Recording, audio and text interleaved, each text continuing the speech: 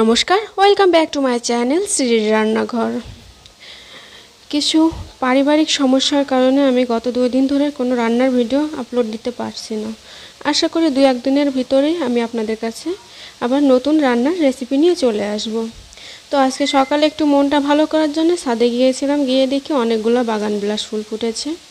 ভাবলাম এগুলাই আজকে আপনাদের সাথে শেয়ার করি আর আপনাদেরকে একটু বলে আসি, যাতে আপনারা আমাকে আবার সাপোর্ট না করে ভুলে যান। তো আমার ফুলগুলোকে আপনাদের কাছে কেমন লাগছে, যদি ভালো লেগে থাকে অবশ্যই কিন্তু আমার চ্যানেলটিকে সাবস্ক্রাইব করবেন আর পাশে থাকা বেল আইকনটি অল করে রাখবেন। আজকে আমার বাগানে কি কি ফুল ছিল সেগুলোই আপনাদের সামনে তুলে ধরার চেষ্টা করেছি। ফুলগুলো যদিও এখনও পুরোপুরিভাবে ফুটে ওঠেনি, আমি খুব সকালেই গিয়েছিলাম। জবা ফুল আজকে 2-3টা ফুটেছে, এই জন্যই 2টাই আপনাদের সাথে শেয়ার করলাম। আরও নতুন নতুন কিছু ফুল আসতেছে আপনাদের সামনে, আমি ভবিষ্যতে আগামীতে নিয়ে আসার চেষ্টা করব।